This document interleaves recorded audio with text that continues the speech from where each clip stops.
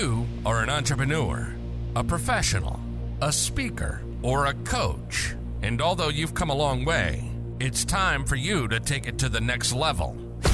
We've got you. This is the Author to Authority podcast. We'll help you use authority and influencer marketing to build your business stronger and faster by publishing a book. You'll hear from guests that are thought leaders in sales, marketing, networking, communication, social media, promotion, and business leadership. Let's do it. This is the Author to Authority podcast. And now your host, the extraordinary word ninja, Kim Thompson-Pinder. Welcome to the Author to Authority podcast. And today I have got a very interesting story for you. So we're going to take a little bit different look at things today because I'm going to be speaking with Fitz, and she's got this incredible story of traditional versus self-publishing. Now, Fitz is like a very prominent and compelling fitness expert. So yes, normally it's not the type of guests we have on the Author to Authority show, but I think when you hear what she has to say, you're going to be very, very surprised. She's a race announcer in America. She's the voice of the Los Angeles Marathon. And she's also got a credible personal story, which I'm going to let her share with you. So she is also the head of FitzKnits.com. Welcome to the show, Fitz. Thank you, Kim. I'm so happy to be here. And I love talking about publishing, self-publishing, and, I find the book writing and publishing process very interesting, very challenging, and really rewarding. So it's great to rub in tennis with other professionals. So first of all, why don't you just share a bit of your personal story with us? Because you have been going through some really incredible things, which I think is going to greatly encourage the audience today. Well, when it comes to my most recent personal story, and I'll be brief, but I've spent my entire adult life and part of my youth as a fitness professional, walking the walk, doing all the right things. The way I teach fitness is on mass scale. So I don't work in gyms or health clubs or do private training. What I do is TV, radio, books, magazines, online content, keynotes, like a live presentation, anything I can do to get people to understand, make fitness understandable, attainable, and fun. So I've been doing fitness and sports on a very large scale for a very long time. And even though I was doing all the right things in February of 2019, 7 weeks after a crystal clear mammogram, I found a sizy tumor in my breast. It had already spread to the lymph nodes and it was running through me like wildfire. I jumped on that. I got out of the shower. I felt this tumor and I'm like, damn it. I instantly picked up the phone and called my doctor. So many people stick their head in the sand or they Google or cry to their mom. I just was like, let's take action. And so I spent the next 15 months enduring very aggressive cancer care, chemo, radiation, surgeries. It was hard and I was brutalized, but I made some really outstanding decisions that allowed me to travel the country while violently ill, pursuing my career and still supporting others. And I still managed to have the time with my kids. And it was the mental fortitude and the physical know-how that really allowed me to do the things I wanted to do. So the mental fortitude was the catalyst for the 2020 book called My Noisy Cancer Comeback, running at the mouth while running for my life. And then this book, it's called Your Healthy Cancer Comeback, Sick to Strong. And so that's where I use my fitness expertise. We can slow their decline, and help them out of cancer and help them getting back to real life and feeling healthy, energetic, athletic. That's my brief story. I'm doing well. I'm 100%. I'm dinged up from cancer, but I'm noisy as ever. And these books have been a real way to make lemonade out of my lemons. Oh, Fitz, I love it. You know what I loved about your story was the fact that even though you were going through something that would take most people down, you said, okay, let's deal with this, but I'm not stopping living during this process. I'm going to live life to the fullest I can while I do these treatments. And I love that about your story. Well, it's interesting. The culture now since 2020 has been duck and hide and everybody isolate. And boy, do I think that's devastating on a person's, their psyche, their body. There are no healthy outcomes to isolation. There are no healthy outcomes to constant rest. And the reality is when you're sick or when you've had surgery, you have to rest, and there's compassion, and realistically, I had to do a lot of resting too. But when I could do something, I did do something. And Yeah.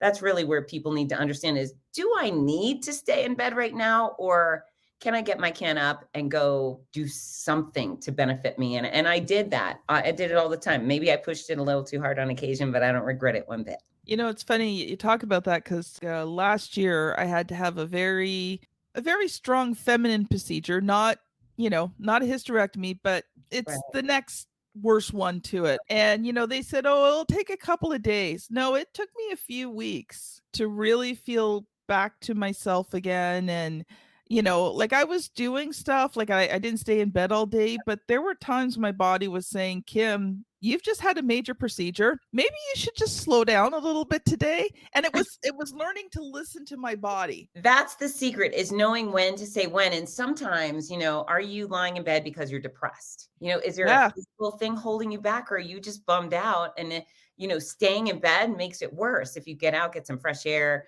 play with your dogs, spend some time with a buddy, a family member, watch a movie outside the house. It's knowing when to know when. That's what the recent books, Your Healthy Cancer Comeback in the Journal, are about, is getting people to take control where they can, be active when they can, to the level they can. And, if you can, go running during cancer care, great. And a lot of people do, but someday maybe your cardio will be just walking once down the hallway of your hospital floor. And that's okay too. Stand up, sit down. That might be your exercise for the day, or stretching in the shower. So it's a message that's not getting out there. And I'm so fortunate. The books just came out, and already oncologists are ordering them in bulk for their patients, which says everything I need to know about the future success of these books. Wow. The other thing you said about COVID and isolation, it got me thinking.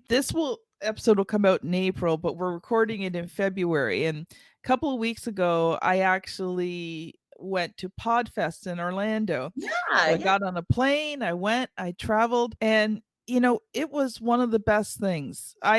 Last year in 2022 in Canada, I could have gone to in-person events, but I made the conscious choice not to because my daughter-in-law was pregnant and I didn't want to risk bringing something home to her. Personally, like if I got COVID, I didn't care.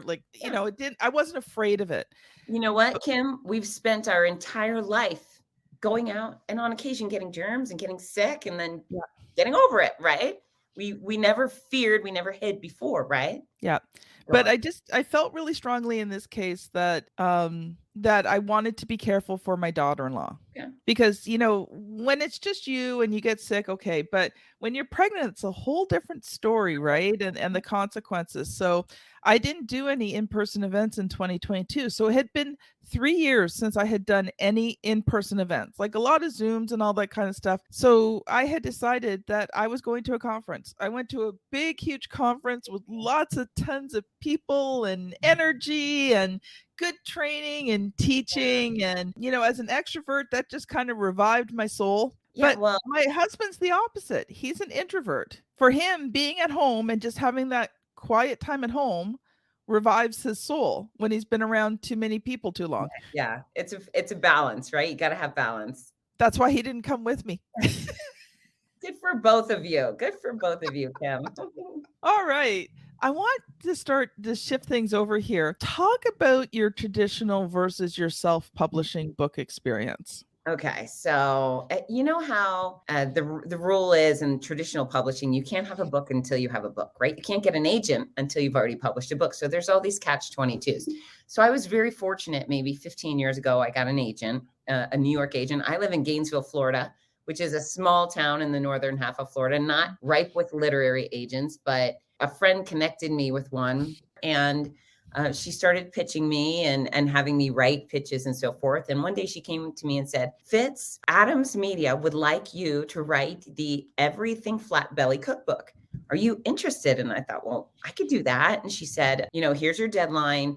They're going to pay you $10,000 up front, and that'll be a flat fee. And I thought, well, hot damn, that'll be great. Yes, first book, and they're going to give me $10,000. I don't have to worry about it. I wasn't going to get any residuals, but that was a fine deal for me. I was young. And so I wrote that book. It did well. They were very pleased with my efforts, and I was pleased with working with them. And so soon after, they came to me with another proposal and said, can you write 365 ways to boost your metabolism. Sure. So they paid me in advance, write the book, and I submit it.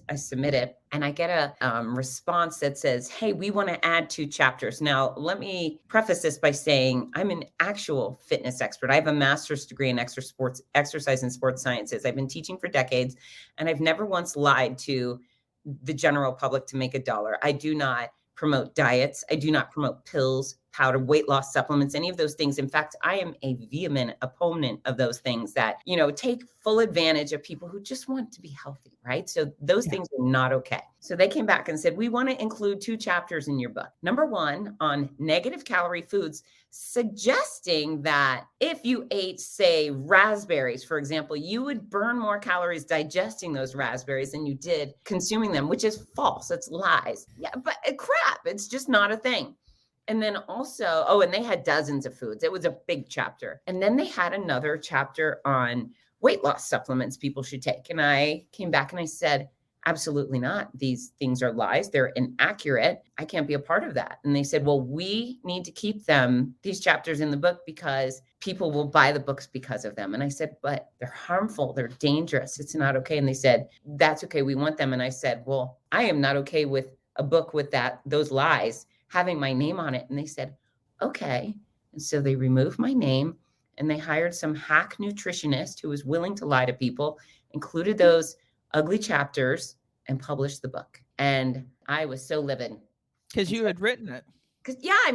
They even said, we know they're lies, but people will buy it, which is the worst part of the fitness industry. So if you're out there and you've ever been taken advantage of by a food that says weight loss or diet, or someone selling you a diet or shakes, I'm so sorry those people harmed you, but this is what's going on. This is the ugly side. It's the ugly side of fitness, ugly side of publishing. So they took that. So then I go to my literary agent. I said, why? And she said, well, in the contract, you are listed as freelance writer and not author. She said, if you were listed as author, you would have final say over the content. But since you're listed as freelance writer, you don't. So I said, okay, thank you for explaining it. You're fired. You should not have put me in this position. So there I was with no literary agent again in Gainesville. So took a break and focused on other parts. I have a booming keynote speaking career and race announcing, and I do all of these other things. And then when cancer came around, and my experiences were so wild when I finally started saying, okay, you should write a book. Like these stories are too cockamamie and crazy and funny. And then the ability to help people was too strong. So I thought, okay, I got to write a book. And I considered traditional publishing, but then I just thought, hell no, because this was very important content I was going to be providing. And it was my personal story. And I didn't want to turn over control to anybody to manipulate my story. And then the other thing is, man, publishing houses take forever. I didn't want this thing to be sat on for 3 years. I was coming out of chemo myself. I started writing the book halfway through my treatment. So it just was fresh. And I knew that this was something I needed to take control over. And so that's when I started. I reached out to some friends who'd done self-publishing. I looked to Julie Broad with Book Launcher. She has millions of wonderful little YouTube videos to help an author get through self-publishing. And, I took it on myself, and I really took on the mindset that I wanted my book to be able to sit between George Bush's and Michelle Obama's on a shelf, and people think they were from the same publisher. So high quality. I hired the cover designer, I hired the editor and the proofreader and the layout designer and professionals to make it look great. And, was it hard? For sure, but it was so much less hard than cancer. And these books have been so successful. And I love the fact that, when money comes in, I don't have to give it to anybody else, right? I'm not getting a pittance of my book profits. I'm getting them all. So yeah, how about that for a self-publishing versus traditional story? Many people have asked me about traditional publishers because I'm a hybrid. Okay. So we do all the work, but our clients self-publish their books. Okay. At RTI Publishing, we have no copyright on our clients' books, and we take no royalties. Yeah. I'm an entrepreneur. First and foremost, I'm an entrepreneur. And I teach about authority marketing. And one of the things about authority marketing is if you're going to publish a book, you need to have 100% control of that book. So you can do with that book what you need to do with that book to promote yourself and promote your business and not be held back by somebody who says, well, I don't like that idea. And so, that's something I can't say I'm the only company, but I'm one of the few who don't take royalties or copyrights because I want you as the client to be successful and to use that book as that tool that you need to just to skyrocket you up, right? And so, when I hear stories like yours, it just frustrates me to all get out because and I've told people the truth about traditional publishers. You are one of the lucky ones. You had a literary agent, you had someone who could promote you to them. Most people never even get to the traditional publishing. They spend all this time, and then by the time they're done, the publisher has changed their book so much it's not theirs anymore. Yeah, I couldn't even fathom going traditional publishing. If I were to do traditional, I would have this rock star contract that basically said, I'm in control of everything and you guys can have, you can provide some of the professional services and marketing, but I'm just not willing to give it up. And, I've built a brand. I've been in business for decades now. And it's really important to me that number one, people trust me. And if I would have gone along with those lying chapters, my business would have been destroyed. I would have been like every other two-bit fitness professional with no certification or some crackerjack box certification. Instead, I'm a legitimate authority that Fortune 500 companies reach out to and say, please get on our stages and tell people what they need to know. I think it would have devastated my business had I yielded to that publishing company. So I really want people. The other thing is I have, everyone says, I'm going to write a book, right? You hear it all the time. I got a book. I'm going to write a book. And then to actually do it is such a big accomplishment. But one of my friends, she's so nice. She's at the gym. She's written some fiction books and she just is so desperate to go traditional publishing that years have gone by and nobody's read one word of her great stories because she's unwilling to do self-publishing. She thinks it's inferior. And I think it's just the opposite. See, people have this perception, and I say perception purposefully. Yeah. They have this perception that if they get this publisher, the publisher is going to market their book, the publisher is going to sell their book. No, the thing is, you still have to market and sell your book. I mean, unless you become someone, like all those famous ones, you still have to market your own book. You have to sell your own book, and 95% of it goes to the publisher. Yeah, that's it. You're doing all this work, and now you're getting 50 cents a book. Some of my books I make $14, $17 on. That's nice. I'd much rather make $14 a book than 50 cents. Yeah, like if they were doing all the marketing, if they were promoting your book, if they were getting you out there, I could see that. But the only benefit you're getting is a little check mark that says I've been published by a traditional publisher. And the truth is nobody cares these days. No. It's the quality of your book that matters. Yeah, I do think traditional publishing is probably struggling right now because it's too easy for you and I to create beautiful products, color, cheerful. Do you think a traditional publisher ever would have given me this for cancer? No. And I think that's the point. Even as a fiction, okay? Now, I don't do fiction, but even as a fiction, get your book out there.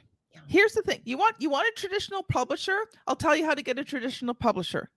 Self-publish your book, sell a whole whack of companies, and then a traditional publisher will come after you. Yes. That other catch-22. I mean, we were talking about what traditional publisher is going to market the hell. Well, if you're Matthew McConaughey, right, they are going to market your book. But if you're not an A-list celebrity, if you haven't been in some sort of controversial, maybe you were, baby Jessica, you dropped in the well type thing. But unless you've got a massive audience that they think, hey, all these people are naturally going to buy his book or her book, there's no benefit to you. And there's so many wonderful resources. You're providing great resources. I use Julie. I'm now going to start digging through your channel to keep the good information coming. But there's so many wonderful resources that anybody, if they spend the time learning from the experts, they can accomplish this, or they can write the book and hire someone like you to take care of the things that they're not expert in. Like, here's the way I think about it. Okay. You could wait years for a traditional publisher to find you, rework your book and do it.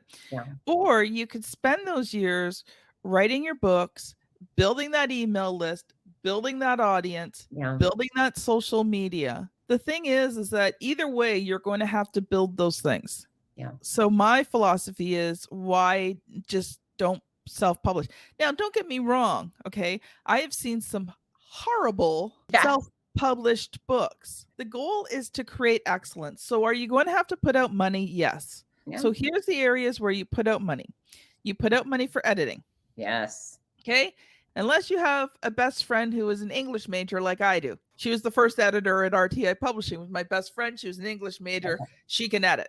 But, either find someone in your circle of influence who you can pay a little bit to, who would love to edit your book, who's going to be honest, not slash it, but be honest. But, the other areas, people judge a book by its cover. Yes. I don't care what other people say, but when they're on Amazon, when they're in a bookstore, it's harder to get in bookstores, but let's say even on Amazon and all the other booksellers, online booksellers, you can't tell me that you haven't gone on Amazon and judged a book by its cover. For sure. So invest. If you're predominantly text, and like your book's different, it's a lot of graphics and that's a whole different beast. But people don't realize, if your book is predominantly text, you can format it in Microsoft Word. It's not hard to do. In fact, I'm going to be this year releasing a course on how to format your book in Word. Okay. We format at RTI Publishing, we format our books in Microsoft Word. Now, the Kindle books, we use the Kindle Create, but it comes from the Word document. The print books are PDFs based on the Word document. Wow. And one of the reasons we've done this, and it was very specific for our clients don't know how to use all these weird, wacky softwares that are out there. And I mean, they're amazing. But, when I send my client all the final copies, what if something happens to me? At RTI Publishing, if you're my client, you come back to me, you say, Kim, we need some changes. I just make the changes. They're done. We upload them. Boom, bam, finished, right? But what if something happened to me? So we create our books in Word so that the clients can go back and make changes if they so choose to. And they've got files that other people can work from should something happen to me. So I'm not planning on going anywhere anytime soon. I didn't plan on getting cancer. But you never know what life's going to hand you. Yeah. You could be struck by lightning. I'm a Floridian. It can come any day now. So yeah, you're right. Those are very sensitive. It's interesting to me how many self-published authors are afraid to ask for those things. Well, will they give me the file? Well, maybe just put in a contract in advance. But I mean, what value does a designer have on your product after it's published? What they want is they want more money from you. So they hold on all to that stuff. And every time you want changes, they charge you for it. I don't charge my client. Okay. There's a difference between, Kim, we got to fix up a couple of paragraphs or a couple of words or there's a couple of typos. Okay. That's done for free. If we're rewriting the book or doing major edits or things, okay. Yeah, there may be additional charges and we talk about it. I don't just hand someone a bill. We have a discussion about it because now I'm paying out, my staff significant amounts of money to make these changes. So, but if it's something quick and easy, we're just going to do it. We're going to take care of it for you, and get it done. But that's why people do it, because they want to be able to charge you more money later down the road because when you need changes. See, we don't do that. We hand all of our clients the source files. So a word to everybody is, when you choose somebody to design your book or lay out your book or design your cover, make a little contract. And it doesn't need to be fancy. It doesn't need to come from a lawyer. You can just say, I'm agreeing to pay you XYZ for you to complete my cover design. You're going to work on it until we're both satisfied, not three versions. They're going to satisfy you. And then when you're done, they're going to give you the raw files. Okay. Now, just in case you're not aware, in terms of your cover, your raw file needs to be in .psd or .ai format. Those formats are adjustable. If someone says, oh, I'll give you these source files and they're the PNGs, the JPEGs, and the PDF, yes, you can't adjust those. Right. Yes. So make sure that you qualify what the source files are. You are right. You are absolutely right. Yeah, you see, like I'm a different type of publisher. I believe in empowering. Well, you know what? People are paying you up front for you to provide this wonderful service. And then it's their responsibility to make the income moving forward. And you want that for them. If they're successful and profitable with their books, then they'll come back to you, hopefully, for number 2. So on the cover design, it's interesting. I have a friend, I don't really know her too well. I know her, she's one of the runners that I know through running, but we're not very close. But she wrote some sort of business book. It's designed, you can tell the design, very thoughtful, pretty font, pretty text. And then she put a picture of herself on. Now, as you know, your photo isn't usually recommended on a business book unless you are someone, people, like if you're Elon Musk, perhaps, right? Other than that, your photo is not going to sell books. But she put a photo, and she's a pretty lady, but it's so grainy. It's so grainy. And so she put on social media, hey guys, what do you think of these covers? And her friends were like, that one's great, or this one. And I just on the down low on the side said, hey, do you have a photo that's less grainy? She just ignored it, and she published it, and it's a bit of a mess. It's just a bit of a mess, which is tragic, because I'm sure her content is probably fantastic. So that was another lesson. I think it's a hard lesson learned by watching somebody else do the wrong thing. I'm wishing her tons of success. She's probably going to have to, she'll probably figure out and redo that cover someday, but please don't make that mistake. If you're putting your photo, make sure your photo is necessary or beneficial, right?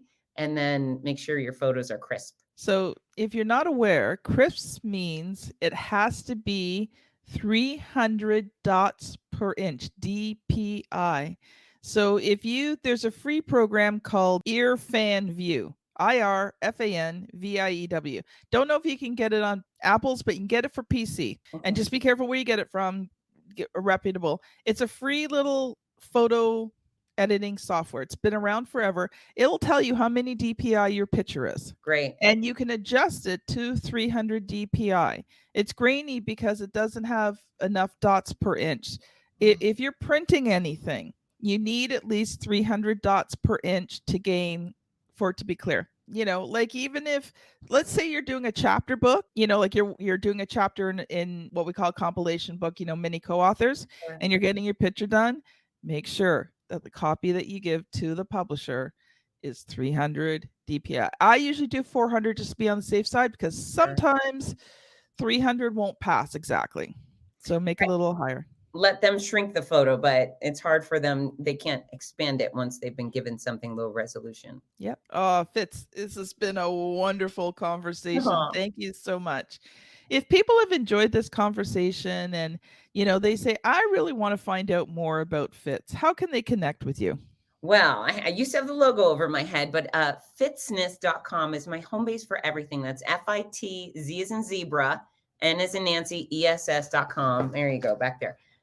Fitzness.com. So there's tons of free resources for anybody, most importantly, trying to get healthy and fit, recipes, videos, all sorts of free guidance for you. My books are all on sale at Fitzness.com. My Noisy Cancer Comeback, Your Healthy Cancer Comeback, and the Healthy Cancer Comeback Journal are there. I have online courses, things like that. Every book. So I also sell via all the major retailers, Amazon and Barnes & Noble, and I have audiobook for my memoir. But I love connecting with my readers, especially with this topic. It's every day I have someone reach out and say, my dad was diagnosed with brain cancer. They need your book. Can you get it ASAP? So I actually love the process. I sign 100% of the books that leave my office. They all come with a free gift. I package them all beautifully so my readers know they're loved.